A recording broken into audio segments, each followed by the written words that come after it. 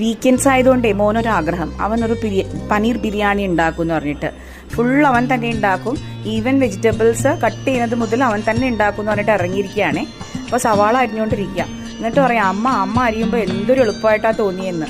ഞാനിപ്പോൾ അരിയുന്നത് കണ്ടാൽ എന്തോ 3-4 ആയുധത്തിനുള്ള പുറപ്പാട് പോലെ തോന്നുന്നു. കഷ്ടപ്പാടാണല്ലോ എന്ന്. ഞാൻ പിന്നെ അല്ലേ എന്ന് പറഞ്ഞു. അപ്പോൾ അവൻ 2 സവാള അരിഞ്ഞു, നന്നായിട്ട് കുനുകുനെ അരിഞ്ഞു. ക്യാരറ്റും നന്നായിട്ട് അരിഞ്ഞു. അവൻ തന്നെ ഇന്ന് ഫുൾ പ്രിപ്പറേഷൻ ചെയ്യാമെന്ന് പറയാറുണ്ട്. ഞാൻ ജസ്റ്റ് സൈഡിൽ നിന്നേ ഉള്ളൂ. 6ാം ക്ലാസ്സിലാണ് പഠിക്കുന്നത്, 11 years ആയി. അപ്പോൾ അവൻ ഇതേ പാൻ വെച്ചു, കുറച്ച് എണ്ണ ഇട്ടു, അതിൽ ക്യാരറ്റും ഞങ്ങളുടെ സവാളയും ഇഞ്ചിയും മുറിച്ചതൊക്കെ നന്നായിട്ട് ഒന്ന് ഫ്രൈ ചെയ്തെടുത്തു.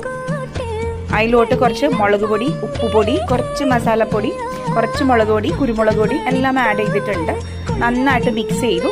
പിന്നെ ഫ്രൈ ചെയ്ത് വെച്ച പനീർ അതും കൂടെ ആഡ് ചെയ്തിട്ടുണ്ട്. ഫ്രൈ ചെയ്ത് വെച്ചിട്ടുണ്ട് പനീർ. അതിൽ കുറച്ചും കൂടി ഉപ്പ് ചേർത്തിട്ട് നന്നായിട്ട് ഇളക്കി. അത് കഴിഞ്ഞിട്ട് പകുതി വേവിച്ച ചോറുണ്ടായിരുന്നു, ബസ്മതി റൈസ്, അതും കൂടെ ആഡ് ചെയ്തു. നന്നായിട്ട് കുറച്ച് കസ്തൂരി മേത്തി ഇട്ടു. അതും കൂടി ഇട്ടിട്ടാണ് ഇളക്കിയത്. കസ്തൂരി മേത്തി ഇടുമ്പോൾ അതിൻ്റെ ആ ഒരു നല്ലൊരു മണമായിരിക്കും. ലാസ്റ്റ് ഗാർണിഷ് ചെയ്യാനായിട്ട് ഞങ്ങളുടെ മല്ലിച്ചീരയും കുഞ്ഞുതായിട്ട് അരിഞ്ഞിട്ടു.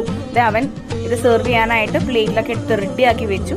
കുറച്ച് പൊട്ടാറ്റോ വെഡ്ജസും കൂടെ ചേർത്ത് അതിൽ ജസ്റ്റ് ഇട്ടു ടേസ്റ്റിന് വേണ്ടിയിട്ട്. സോ അപ്പോൾ ഇന്നത്തെ ലഞ്ച് മേത്തി സ്പ്രൗട്ട്സ് ഉണ്ട്, 5 തരം സ്പ്രൗട്ട്സ് ഉണ്ട്, ഒരു ബോയിൽഡ് എഗ് ഉണ്ട്, പിന്നെ ഒരു കപ്പ് ഈ പനീർ റൈസും ഉണ്ട്. അടിപൊളിയല്ലേ?